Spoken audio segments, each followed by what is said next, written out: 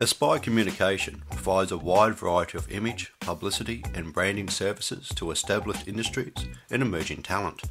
For nearly 20 years, Aspire has worked with a diverse roster of over 120 technology, health, political and talent clients, garnering regional and national awards in the United States. So if you're in need of a publicity and branding services, call 888 405 6730 or visit www.aspirecommunications.com.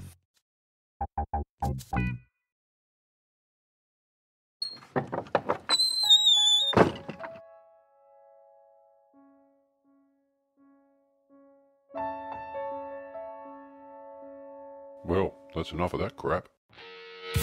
Welcome to Naked Zombie Paranormal Radio with your hosts, Brad Scott and Woodsy.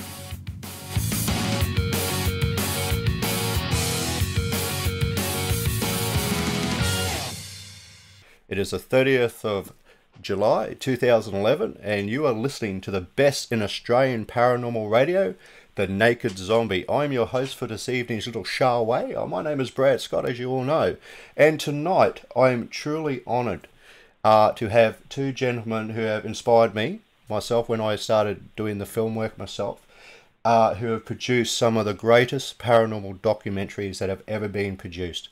Please welcome to the Naked Zombie, Philip Adrian Booth and his twin brother, Christopher Booth. Saint Booth. G'day, gentlemen. How are you today? Very good. Thank you. No, listen, thank you for coming. Brother, just so you know. Yeah, I was born first. Born first. That's true. I love it, gentlemen. Let's follow that. Listen. Thank you for coming on the show. And look, the Australian audience are going to love hearing you for starters. Because is this the first Australian interview you've done? No, we did another one, didn't we? Yeah, we've actually done three. Actually, yeah. Oh, excellent. Different media, though. Different media. Oh, different media. Yeah, when we did Death Tunnel, Brad, we did Australia. I can't remember the company. Imagine Films combined with another company. I think through Paramount or somebody else released Death Tunnel in Australia. Yep. So that we kind of broke the ground then. Oh, okay. No, that's excellent. Now, what I've got is, now, we're going to start off basically from the beginning because you guys have produced some of the best documentaries on the paranormal that really have been made. Now, but it all started slightly different for you, gentlemen, because you actually did the Death Tunnels as a movie, but you actually found events and things that had happened during the making of the Death Tunnels at the Waverly Hills Sanitarium that you found in the footage from what I've been reading that made you start thinking, oh, well, let's do something different. Let's do Spooked, which is basically about the events that happened. And was that what sort of started it all for you guys? Yeah, it was. What happened is we were down in Louisville, Kentucky in the United States, and we were actually scouting to do a horror movie, which turned out to be Death Tunnel. And while we were down there, things started to happen for real, like very crazy paranormal type stuff.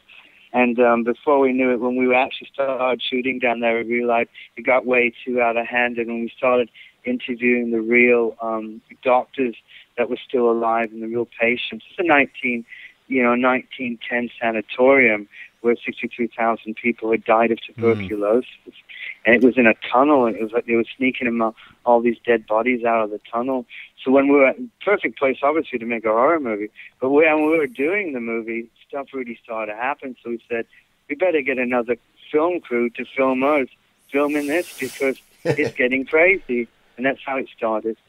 I mean, that's the thing. It's amazing because some of the footage now, if you haven't seen, this is to my listeners, if you guys haven't seen the Death Tunnel, you got to see it because it's just a great movie. If you're into the horror and the gore, but you took a lot of the actual real life events from where people were hanged up and blood was being drained and stuff like that. That's all in the movie, isn't it? But these were actual part of real events as well. Is that correct? Yeah, I think what's a really good point on that, Brad, is that when we were doing Death Tunnel, we didn't really have a script per se. When we first went to the sanatorium, we didn't have a script. We had a concept, But what happened is we started shooting some of the pickup scenes, the wraparounds, like location exteriors. We didn't really need the actors for the location, the second unit stuff. We started picking up feelings about the place because we wanted to shoot, like exteriors, the car scenes and all that stuff. And we started picking up feelings, and the script almost kind of started writing itself because we started thinking how horrible it would be to be in a place that we would think, we were told there was a cure, and then when the people were snuck out underneath the 500-foot death tunnel on the ground, and they would see all these people leaving, they had hope that there was a cure. But the truth of the matter, there never was a cure. They were all incurable, and they had kept everybody in the dark saying it was curable so they could keep the hospital running. And we thought, that's a great part. That's a great script. And then after we had finished the script, and we had got an offer from Sci-Fi Channel in the States, we started talking to the doctors and some of the patients there and realized, and then the patients started writing into us, and the people started giving us information, that idea for a script actually was factual, because we had gone down to the city halls and all the old newspapers and going to microfilm. I mean, we're like detectives. We dig into the microfilm and all that stuff and tried to find the dirt on, the sanatorium. There's got to be something on it, and everything had disappeared. There was nothing on it but a handful of great things about it, like 2 or 3 articles. And so this can't be right. How can you have 65,000 people die here and there's not one article on the place except for hospital does, everybody good? And we found out they had burned, or there was a supposed fire, and every record was gone. That's amazing. And so this is why it became such an incredible, like if you see the movie, when I tell you this, you'll see all those newspapers that are burned in the movie, and you'll see all these parts. We actually shot the scenes on the actual floors that the hauntings occurred on. So like when you see the little girl with no eyes, and you see the nurse hanging, we actually went to the exact spot where she hung herself. We actually went to the exact spot where she jumped off the roof. We actually went to the same spot where the girl with no eyes was sighted. We said, if we can imprint this kind of scare factor in a commercial mainstream movie, but film it in the actual places where it happened, what happens if the ghost got into the machine? What happens if the ghost got in the negative? And it actually did. In the behind the scenes of Death Tunnel, also there's some in Spooked, the Ghosts of Waverly Hills, we include Death Tunnel scenes in that too, is we were filming one scene down the hallway, and all of a sudden a cold draft just came down the hallway. And it was humid as hell. I mean, what was it, Chris? Like 95 degrees, 100 degrees of humidity. Yeah. No wind, nothing. No trees moving. You could see the trees up on the 3rd floor, just solid, and this cold breeze flies down the hallway, and everybody's, what the hell is that? And then goes right through me while I'm filming on the camera. And there was a very small film of ice left on the filter tray in the matte box on the front of the camera lens.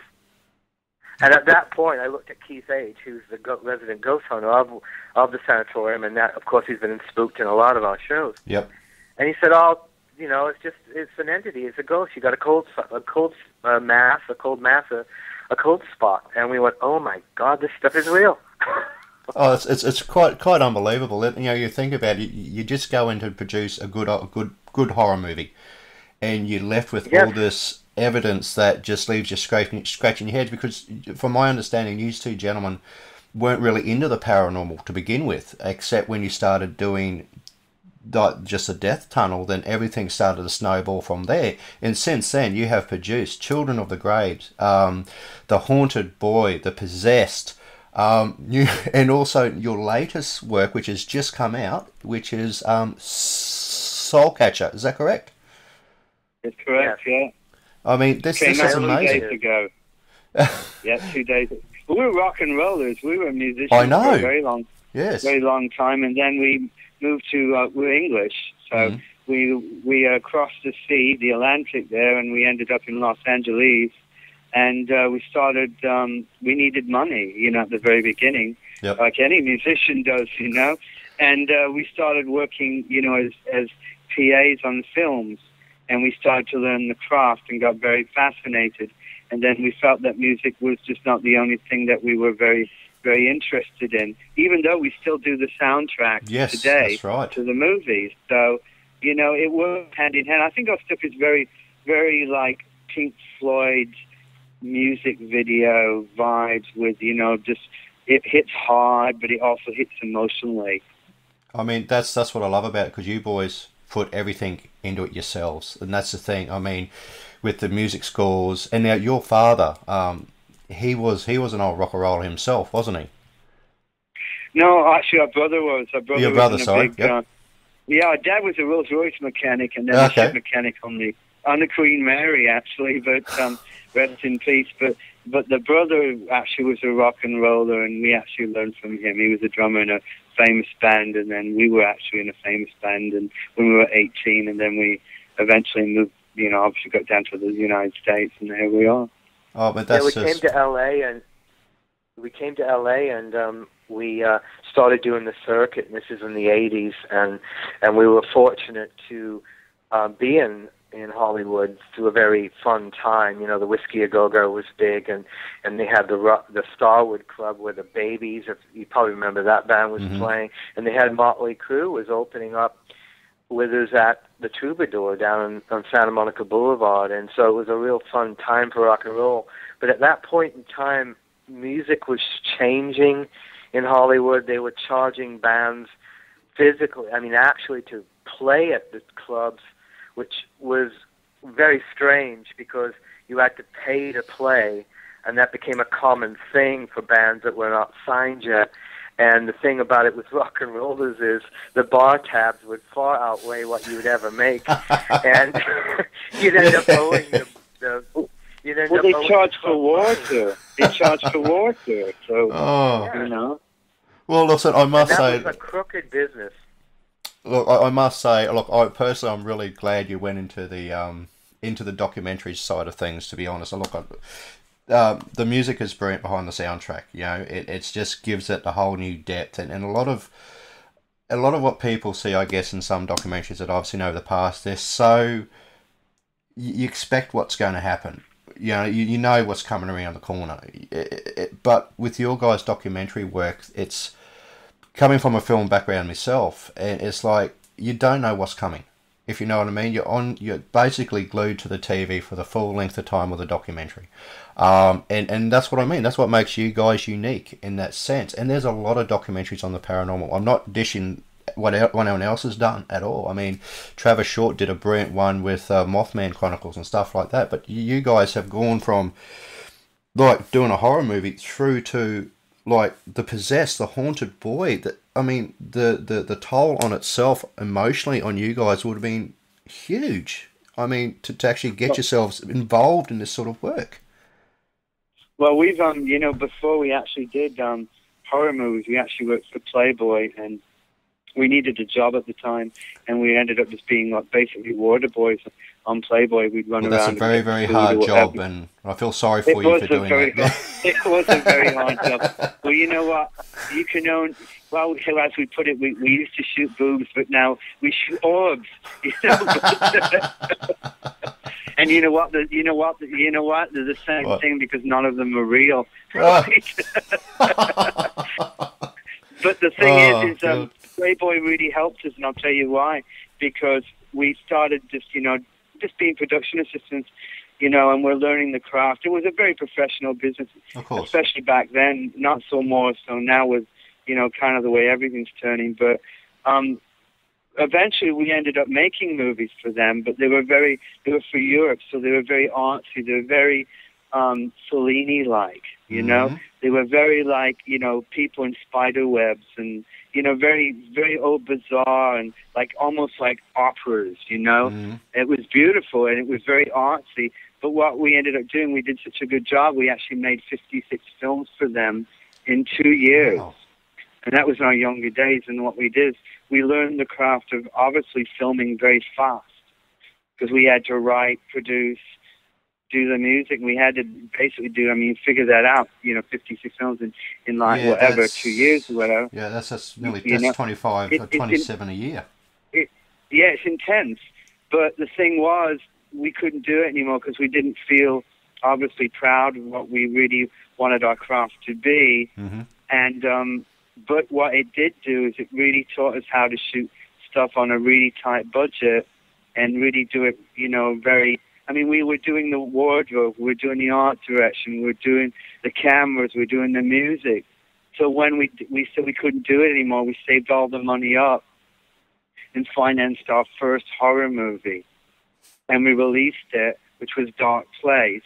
And it did really good overseas. It didn't do much in the United States because it really wasn't that typical Saw gore movie. It was more like psychological thriller, but it had a lot of really scary visions in it. And it shot fabulous. Matthew McGrory was his last film in it, who did he was in Big Fish, and he played Tiny in Devil's Rejects and 1001 Corpses with Rob Zombie. He was actually the star of our movie, who played this, gigantic, hillbilly dude that was, the whole movie was just really crazy. It was great.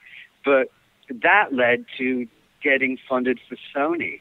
And that was basically overnight, because when we went down to that sanitarium Bill was speaking of earlier, there was an investor there who said, "Do you want to make a movie?" And I go, "Yeah." And we told him, "Well, we're going to make one about this sanitarium." And I'm a producer, so I made the pitch up real quick, and he just basically gave us a briefcase with money. Yes, well, I'm not joking. That's amazing. And I've never had that problem. Yeah, no. And we went back and we made the movie, and then the rest is, it's history. So, yeah. So. Yeah, it's still playing it. I think now it'll be the 40th time it's played. It's on Sci-Fi August 7th on U.S. television again, and it's slowly, over the last few years, become a very strong cult classic. It has got a strong cult following. Yeah, I think the reason why is because the makeup effects are very organic, and the way it's shot is very unsettling. And when we were going to do stuff like that, we said if commercial film producers such as Sony or distributors want the teenage element, the initiation college, the infamous shower scene, which is my favorite shower scene. Next mine too. I'll admit that. Yours too. Okay. Yep. Talking about orbs again. Orbs. That's it. Orbs. Yeah. But you knew there was a shadow that is in that's not supposed to be there. We could see it in the camera, but could not see it when it was, on the set. And it was intense. There was this shadow thing that was walking around, because where we actually did the shower scene was actually in the morgue. Oh my God! We actually did a twisted puppy. Yeah, we set up a shower scene because it looked like a shower because he had old tiles. Yeah, they could wash the blood down, away, the blood, and but it was really meant with no disrespect, because at that part of the morgue they had removed all the trays and all that stuff. So we were told it was actually the morgue after we filmed it. But it was a very intense show. We filmed all the murders where they really happened in the film. So if that person hung, there was somebody that was hung there. The person froze. That person actually froze there to death, and so on and so on. So it already was building a vibe when we were filming it. And so remember, the power went out because the storm happened and killed all the generators. So all the thunder in the movie is the real thunder. We kept filming, though. Yeah, we kept filming, and it was wonderful because we had a full moon, so there was enough light. So we had some battery-operated lights, and we just kept shooting, and it's actually some of the best footage in the film. That film was a very pivotal thing for us, and Sci-Fi Channel tried so desperately to get it so many years and play it back-to-back with Spooked as a dual thing, like in fact, if you're aware of it, what happened was the head of Sci-Fi said, "This is the marketing I want to do on it. Real Hollywood filmmakers go down to film a horror movie and get the real thing. And that's how they pitched it to the United States as the concept of it. And since then, we kind of just went along with that. You know, Hollywood movie makers go to do things, and then they get the real hauntings, and then they do it that way. And it's been very successful for us. We're on a very exciting avenue now in American television, with all the new Comcast channels of horror like Chiller and NBC like that, which they've asked us to do original content for them. So we've been very fortunate. But when it comes to horror, Brad, and we know all the movies that are out there, I think it's what you don't see that's the scariest, and it's how you set up the suspense that's the best. I think it's a little of a letdown if just everybody gets killed in it, and you just see way too much gore, because that's what's going on in the war. You know, that's what's going on. You just turn on the news if you want to see that stuff.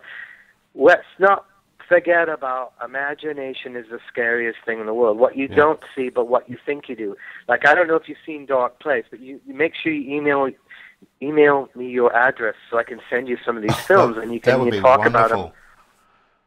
But in Dark Place, without giving it away, when a boy, you know, a 10-year-old boy in the middle of Appalachia in the backwoods, sees his mother hang herself. He walks into the barn and he sees his mother hanging after a fight.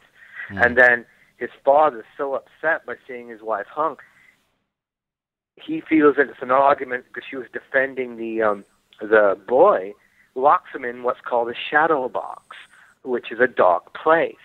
And when he closes the door, he says, "It's all because of you," and slams that door, and he's in that box for 5 days. So we journey into that boy, and then 18 years later, he's in an insane asylum, and then we kind of like jump around, kind of David Lynch Memento style, and it's one nightmare on steroids. It's got to be one of the most imaginative pieces of horror that I've ever you know, and we really worked hard on doing something original on it. So I'd like to see what you thought of that. Especially, you know, those occasional movies that are out there that have become just like, wow. Have you seen that one? Do you ever see that one, you know, with Vincent Price called The Conqueror Worm or Witch Hunter General? These chronicle movies that set, you know, things. And that's, I think, what we try to do in the paranormal, because we all know the television series that are out there. And they're fine and dandy, but you can only do so much in 20 minutes with 10 or 11 minutes of commercials. And then within those 20 minutes, you've got at least 6 or 7 recaps, you know, going back. Well, this is what happened. So now you've got 15 minutes of entertainment. Actually, entertainment to watch, Yeah, it's all it's sort of going that way, night vision, you know. We're trying very hard with what we do to break that formula. We don't want to use...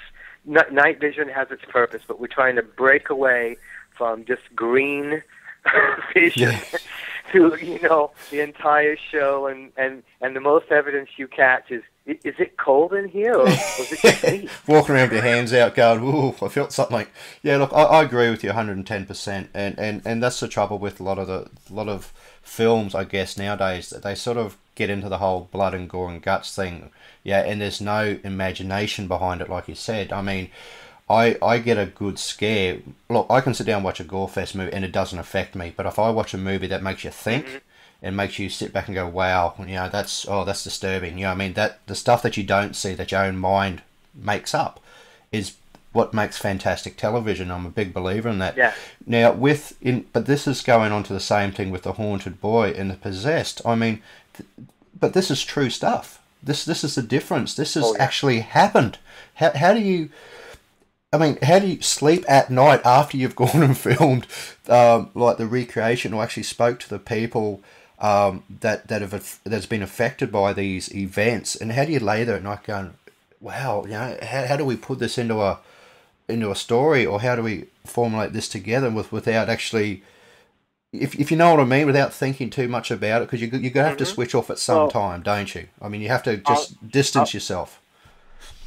I think the most difficult film that we've done was the Haunted Boy, The Secret Diary of the Exorcist, because it was about the real Exorcist story. And we got the real copy of the real diary. There's 6 available, and we got one of them, and we based the documentary from that diary. So we visited and recapped everything that did happen and didn't happen compared to the motion picture, The Exorcist. So what was scary, it took me about 3 months to finish the diary, and it's only 26 pages. And it's written by 14 priests that document everything that really happened to this possessed person, which was not a girl, it's a boy. So when we started going through that, we said, well, we got to go and see if we can find some of the real places that we could do. So we got a great lead, and we got in, and before we knew it, we were the only one in the world that has it filmed inside the boy's bedroom where he was possessed and had half the exorcism done before they moved it to the hospital, which was pulled down. So the house was still there.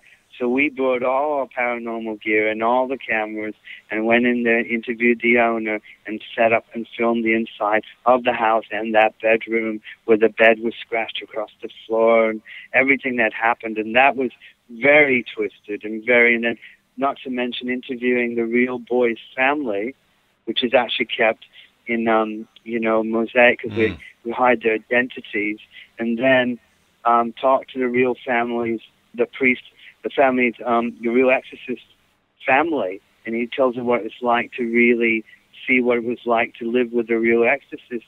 I mean, that was scary. And then to get home and people saying, aren't you worried about bringing home, which are the worst, being, if you're a ghost hunter, the worst thing you can get very, scared of is the dark entities that you investigate, and bringing back the ones that swear, that's really foul, that use the very serious 4-letter words, if you know what I mean, the real serious ones that are, terrible to women and just terrible in general. Those are the ones that are foul, that when they get an EVP like that, those are very dark entities and dark spirits. And this is all over the Exorcist story. So now people are saying, aren't you worried about bringing it home? Aren't you doing this? You just did The Possessed, which was another story about possession. And then now we're wondering, if our health is going to go wrong, the financial situation is going to go wrong, is our family going to get hurt? And then, there was a time where I was pulled out of bed, which I believe was 2 shadows that had pulled me out of bed. And it was bizarre because there was like a psychic medium had called me that I knew right after and didn't know and said, you got pulled out of bed last night. I got to warn you, you've got to do this. And I'm going, how did you know? And all these things started to happen. So now you start to panic a little bit. I mean, and that's what I think and people... Yep. No, I was just about difficult. Yep. I was just about to say, I mean, a lot of people don't realise that, everyone's out there trying to, and it's just unfortunate the way things are, is like the people are out there trying to get TV shows on the paranormal and all the rest of it and yada, yada, yada, but they don't realise that what could go wrong, or you don't always want what you wish for, if you know what I mean. That's the whole thing. You've got to have a pretty stern stomach and know what you're doing before you go out and put yourself in these sort of, in these situations. Well, here's some trivia for you. Like when we printed we have our own distribution company for the DVD sales. When we went to print the DVD, we wanted to give the diary away. So when you buy the DVD, you get a copy of the real Exorcist diary for free with the DVD. Because we didn't want to exploit the diary. It wasn't ours to exploit, even though it was basically public knowledge, but a public domain. But the thing is, we wanted to give it away to be like really understand the true story, and it goes great with the DVD. So when we were printing the diary, and I actually went up to pick up the first installment of the 10,000 units that first went out. We went to the publisher, and I was waiting in line, and then behind me was 2 priests. And I'm going like, well, this is weird. I mean, I've been here many times with our titles. I've never seen priests here. It's really weird, And when I was wheeling them out, they were so heavy, and one box fell off. The priest actually helped me lift the boxes in the car. And it was just really weird because why would the priest be there? I've never seen any priest at this place where they printed was really bizarre. And then when we printed the DVD, the first 10,000 units came in, didn't work. None of them worked. You know, so we went ahead and reprinted, and they worked. But, I mean, these are like just bizarre things that started to happen, you know, amongst the shadows that we had started seeing and all those feelings, you know. I mean, that's what I mean. It's more to it than just producing a fantastic documentary. It's all the stuff that goes behind the scenes that you're unaware about. I mean, even with my little TV show that I did, I mean, I had stuff happen to me personally as well afterwards. You know, it's like, how do you explain it? You know what I mean? Do you bring stuff home and you know, I'm a pretty staunch big guy, you know, so I can handle myself, but there are times where you just go, nah, I think I've had enough. But look, what we're going to do is now is, look, guys, please, look, I actually have your site, Spooked TV, on my Ghost Hunters Australia website. But please, could you just give the plug out to what you guys, where people can find these DVDs, where they can buy the DVDs, how do they contact you? Is there a specific site that they can go to? You can go to spookedtv.com, which is www.spooked.com. On that site is all our products and all the links to news, events, the Facebook site. Everything is linked from there. You can find us on Facebook, too. You can Google the Booth Brothers or Spooked TV, and anything you want will come up. And then the new title that just came out, which is about Native American burial grounds, haunted boarding schools, shapeshifters, and skinwalkers, which is intense. It's called Soulcatcher, and that's at soulcatchermovie.com. And I have to say, don't you agree, Phil, that it's probably one of the best shows with the best evidence that we've done, because it's all latest and the epic. They're all good, and don't get me wrong, but this one is incredible paranormally bookends. Absolutely, it's fantastic. It's hard to walk outside. Those boarding schools are so huge and so long, and we had to walk through that in the middle of the night, and it's all burned and decayed. I mean, it's a filmmaker's paradise as far as a set, but to walk through it in the nighttime is a whole different ball game, and to come out the end and find a 20-foot elemental spirit to the exact shape of an Indian chief with blankets and everything, and they're all running out giving him tobacco and doing this, and you're just like in awe, like hoping you're not shaking the camera, hoping you're recording it, and that it will record where it will be good evidence, you know, that it's not going to be blurry and stuff, because you're seeing it, you don't know how it's going to be when you know, get it back. Yep. But we had some, I think there's a little bit of footage in the trailer of it. We don't want to give too much away. And there was a still we put up on Facebook where we actually put it against a famous historic photograph of the late 1800s, and it was an identical match, which is impossible, to Great Spirit, to what Great Spirit was represented as. We realized that we were onto something really big here, really, really like potent material, skeletons that needed to come out of the closet.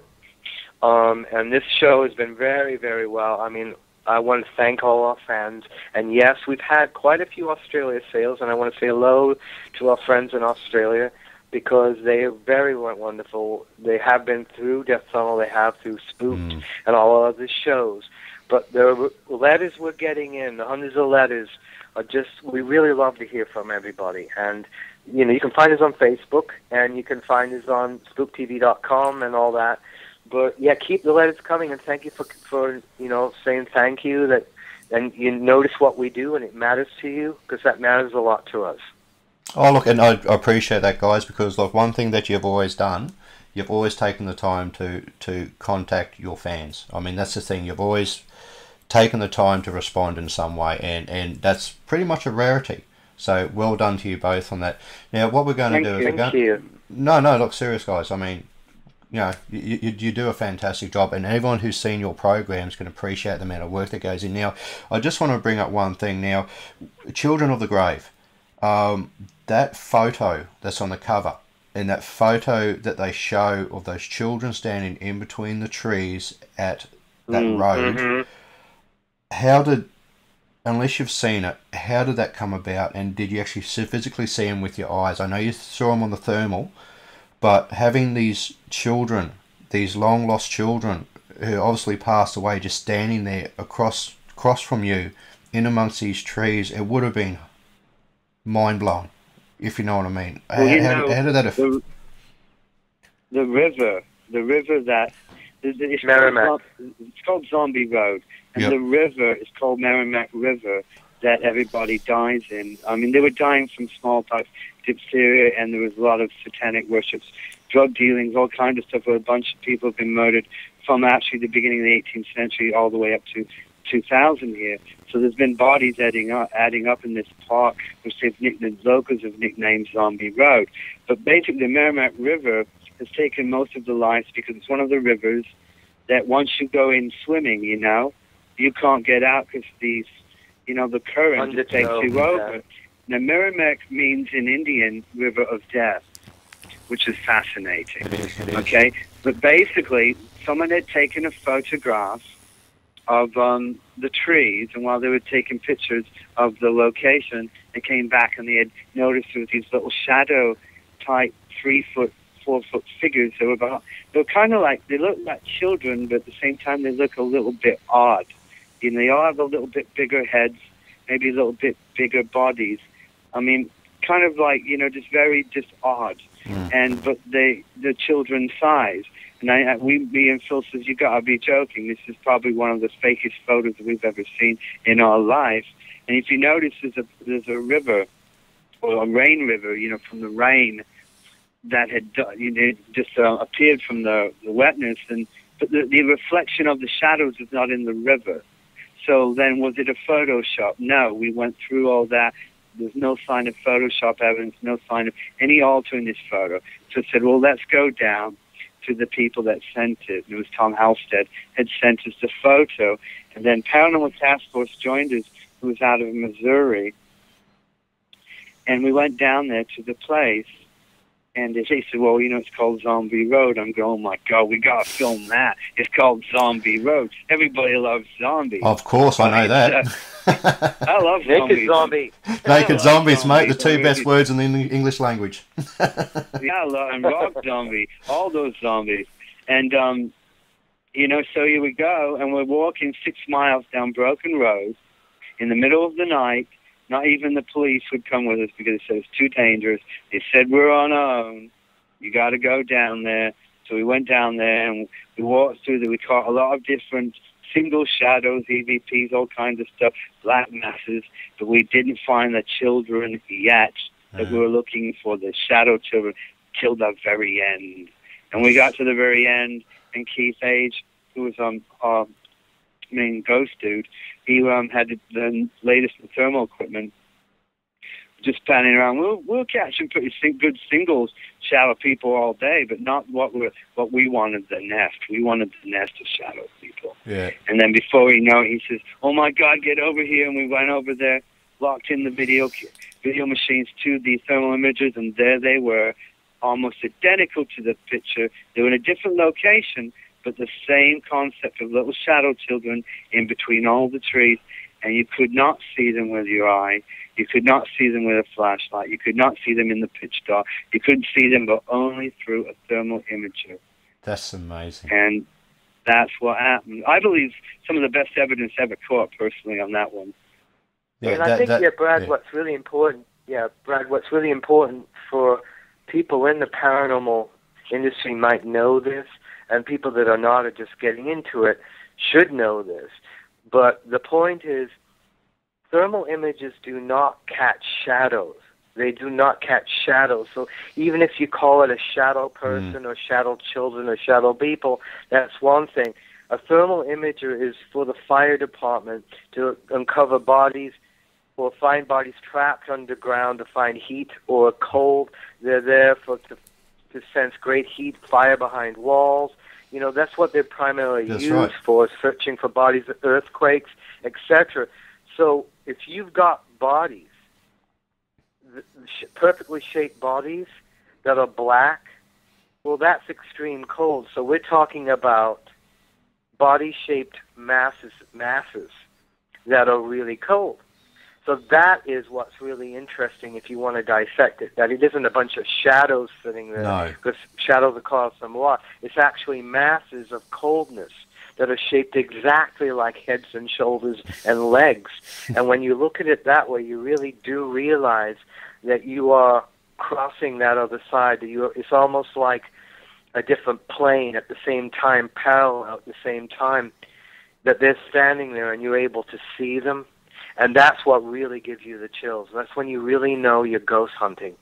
Oh, yeah. Because when you understand that format, you know, people running around chasing shadows thinking they're going to find shadows, but they're not shadows if they're seen on a thermal. Maybe if you see it with your eye, or you capture it with a regular camera, but if it's shot on a thermal, it would not see. You cannot see a shadow because it's not a camera. It's shooting thermal, heat or cold.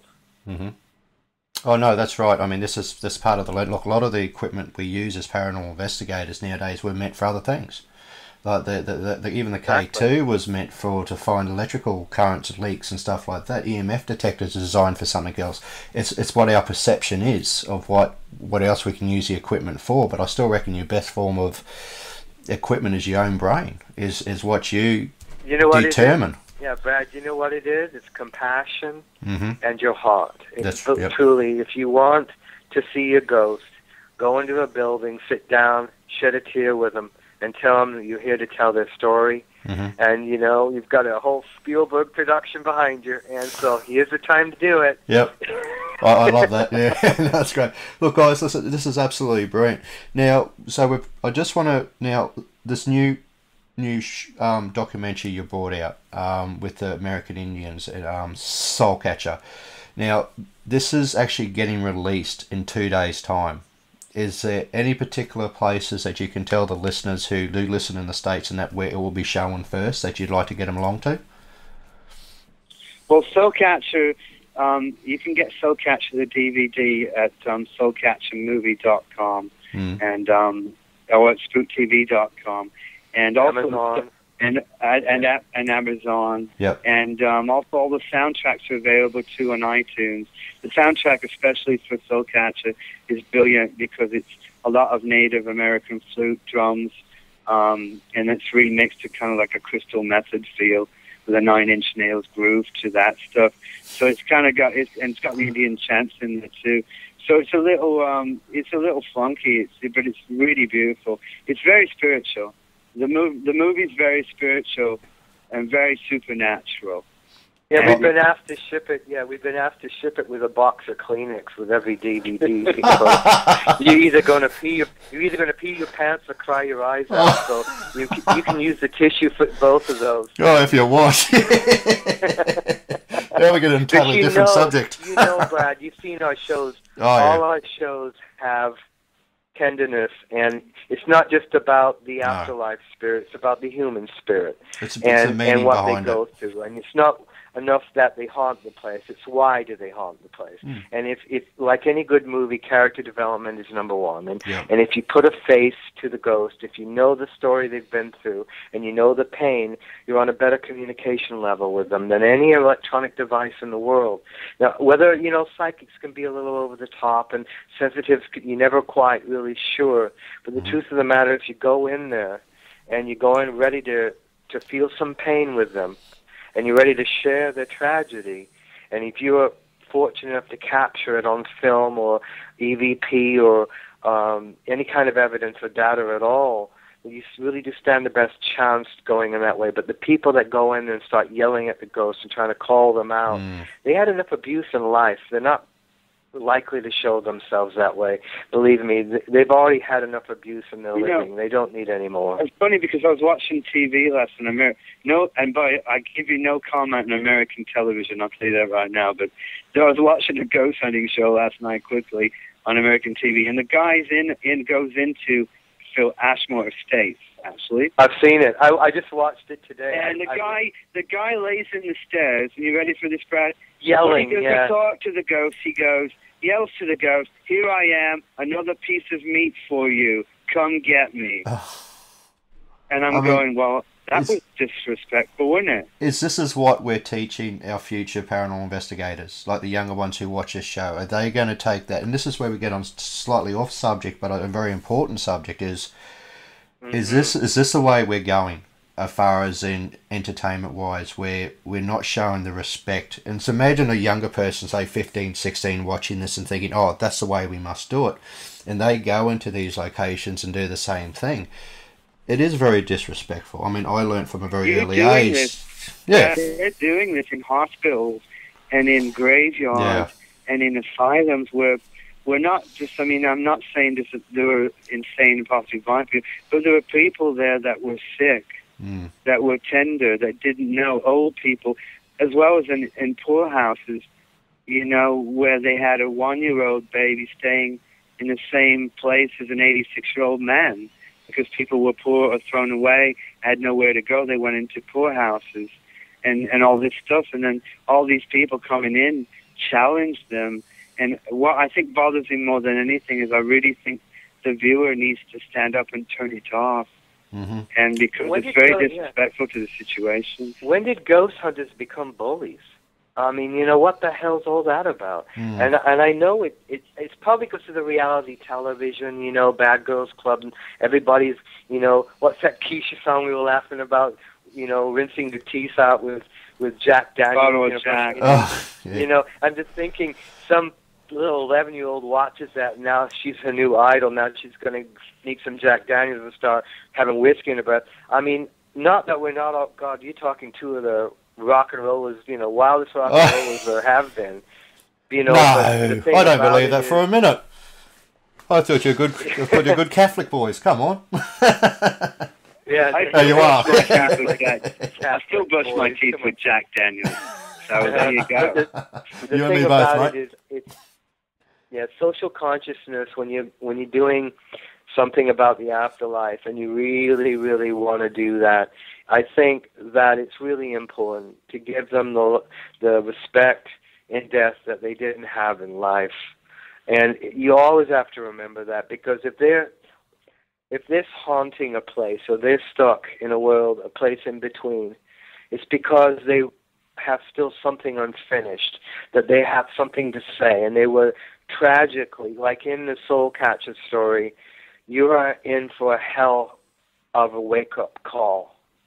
And if you want to provoke something, then provoke the truth. And the truth is what happened to these Native Americans in these Indian boarding schools.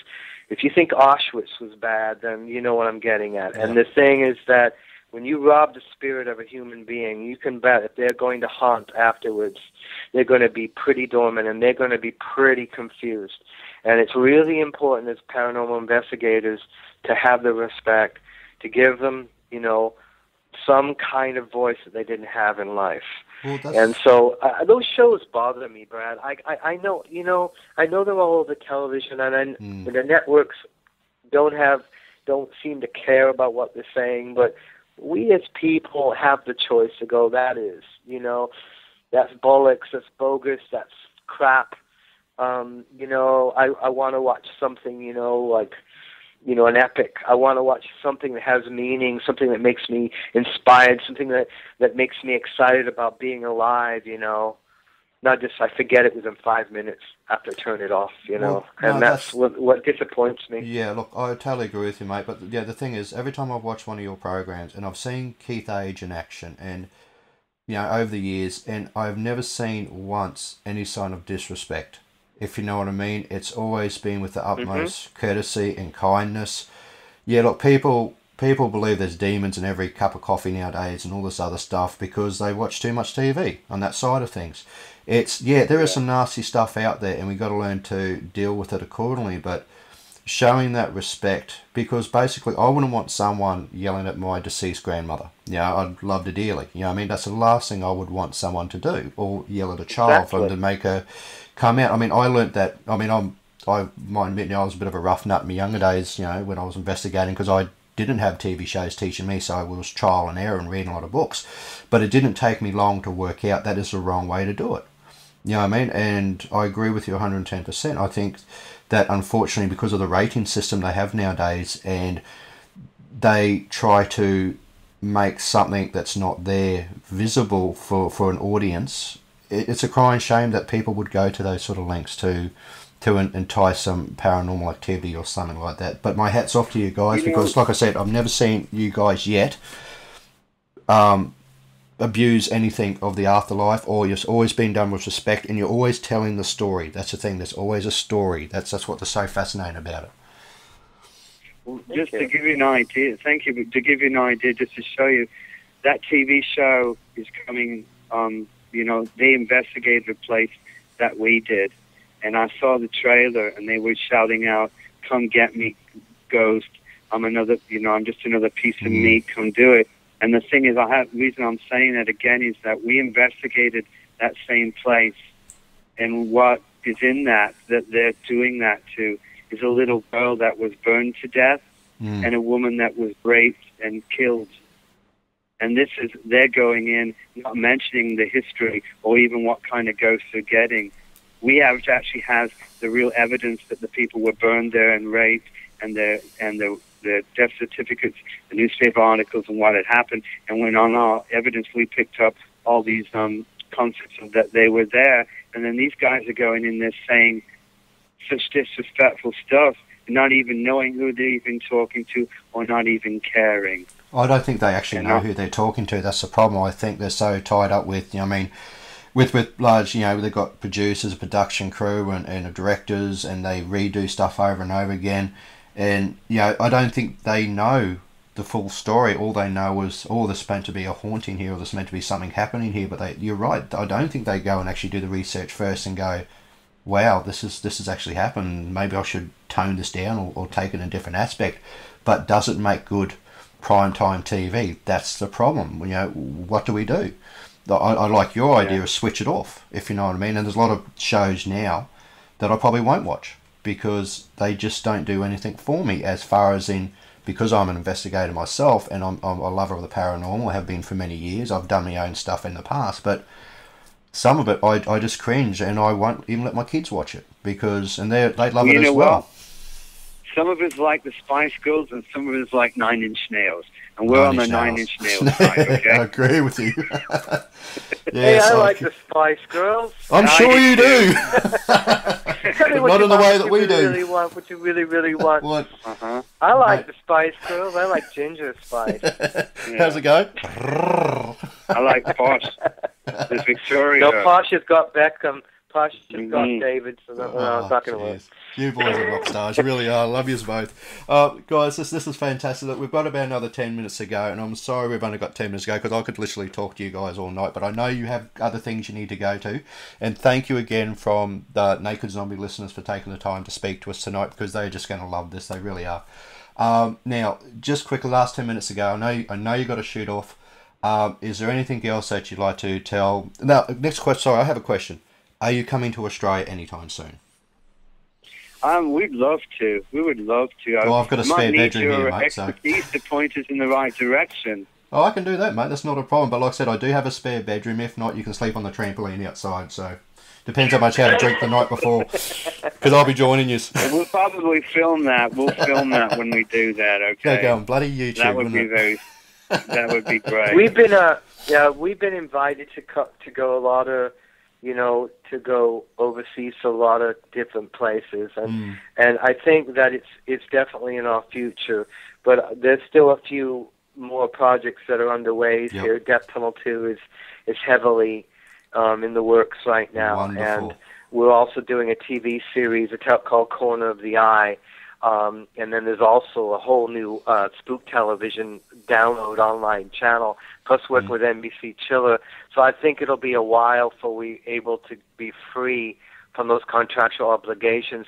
And I think, the thing about, like England, for perhaps, like we keep getting asked, well, why don't you go to those castles? And I'm saying, well, Chris and I grew up around those castles, and they don't really do much for you. They don't have the same effect. But I know that America loves to see them. But I think that what's really scary is what's lurking out in Midwest America or Southern, the South, because people don't think that this stuff exists. And when you come out here, like the buildings are so old and they're so late 1800s, 19, but they have that really oppressive feeling, the factories and all that. It's like, oh my God, it's industrial madness. It's some really creepy stuff. And so I think we still got some unfinished business out here, but Australia would be a lot of fun. As long as you don't have any wildfires. I've only been having a lot of those. And, no, and we've had our floods and fires, and we've got all the nasty critters under the... you can imagine they can take you down in a heartbeat. What's the most haunted place in Australia? What is the most haunted? Oh well, there's the Monte Cristo, which is a homestead. But mate, we've got the Melbourne jail. We've got a lot of jails here because we're an ex-convict country, basically. Then we had the free settlers that came over. So because Australia is sort of like very vast, in a nutshell, we've got this big dead centre right in the middle, which is the central Australia, which is basically nothing happens there a lot of the time. But around the coastal regions and stuff like that, mate, there are places everywhere. I mean, that's what I mean. But even if you go out west or somewhere like that, you know, long reaches and places like that, which are very rural, which do have a very deep indigenous culture still. There's a lot of that sort of dream time we happen here, and this is what I mean. If you're talking about the Native American Indians, we've got the indigenous Australians, our Aboriginal culture. Exactly. And that's what I mean. And also the with stories, the missions, right? When they were putting the missions up, there's got to be a lot of crazy the stolen stuff generation. I mean, the stolen generation only ended a couple of decades ago, like 50 years ago, or it could be even less. We had prisons that only just shut down in the last 30 years that were the worst in the world for treatment of prisoners.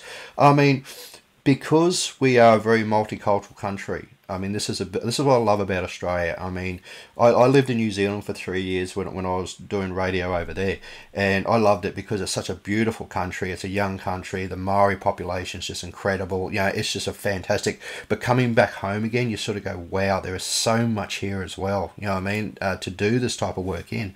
But yeah, look. You guys have the American Indian side of it. We've got the indigenous Aboriginal. And look, we're talking dream time. We're talking the spirits. We're talking... I mean, the style. This is so much. I mean, you go on for hours about it, but there's just so much involved in Australia when it comes to that sort of stuff. It's just, it leaves you breathless. And this is what I love about this country. And look, one day I'd love to get over the States myself and check it out. You know, once I work out how to sneak past border patrol, I'll be fine. Yeah, they got me picture up everywhere for some reason. I don't know why. They let me back in the country for the first time. Guys, look, we've only got a couple of minutes to go now, and again, I can't thank stuffs. But by the way, if you ever need like a bit of self promotion, if you ever need a voiceover guy, you know, I've got the beautiful sultry Australian accent. Thank you very much. No, okay, no good. There you go. That's self plug. Anyway, guys, listen. A couple of minutes ago, is there anything else you'd like to tell us? Any certain special event while doing all your documentaries that you've come across that have just left you absolutely breathless, just taken your whole perception of the paranormal, just put it into a big box and gone, wow. What's been the wow factor for you guys? That'd be the new one, the new show, I think, because for all you ghost hunters, you all know that it's very, you get what we call shadow people, which is a black mass that resembles a person, and black meaning it's dead cold, So when imagery reads it as black, and of course the opposite to black is white, and white meaning that it's warm or hot. Yep. Well, in our recent show Soul Catcher, we had caught something that was some kind of a very light abnormality, and that was underneath the bleachers of an Indian boarding gymnasium that we actually were followed. It was pretty crazy because it was like growling everywhere going on. But no one would dare go into the bleachers because they figured it was either one, maybe covered in cougars or whatever may be in there. But we went in there and we sat there and we caught something what we believe was hot because it was white. Yeah. But with the flashlights, we could not see it. So there was nothing human or animalistic in that under the bleachers, but the shadow was white, and it was moving, and it looked like a real person. And as we were doing more, we kept the film images on it for quite a little bit of time, and we documented it, and suddenly it just floated right up in the air through the bleachers and through the seats on the other side of the ceiling. So it actually rose up and floated away, very resembling an angel. But it was white. They're very hard to really, put a name on what that was.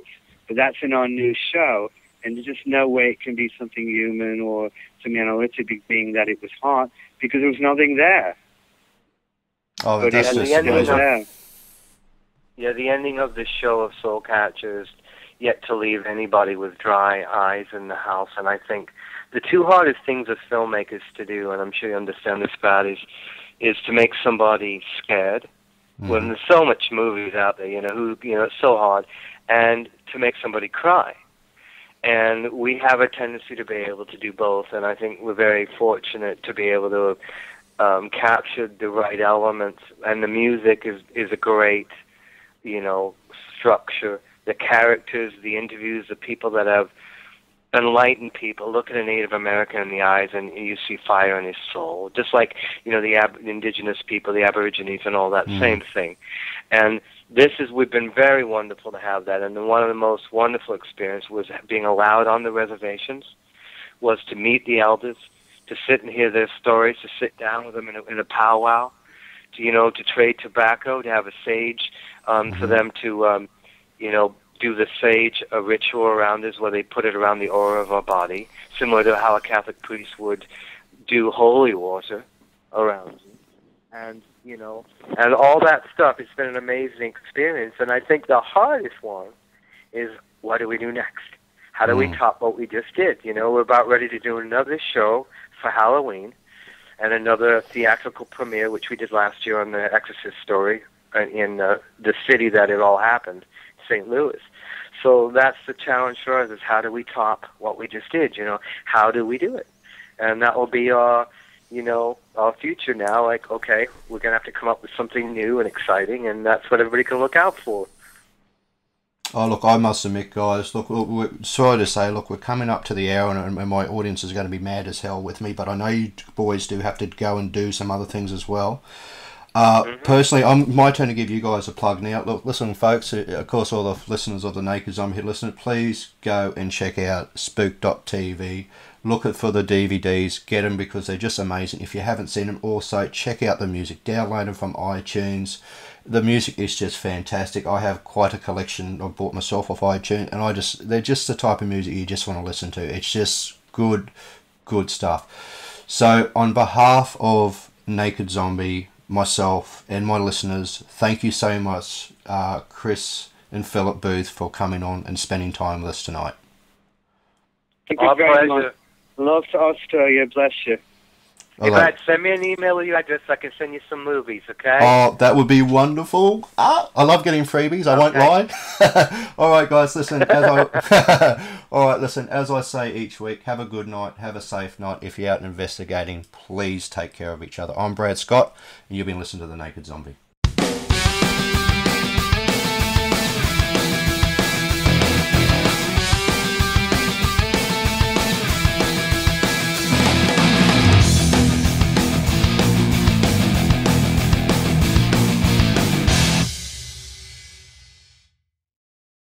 Hello, I'm Christopher St. Booth. I'm Philip Adrian Booth of the Booth Brothers, and you're listening to Naked Zombie with Brad Scott. Yay!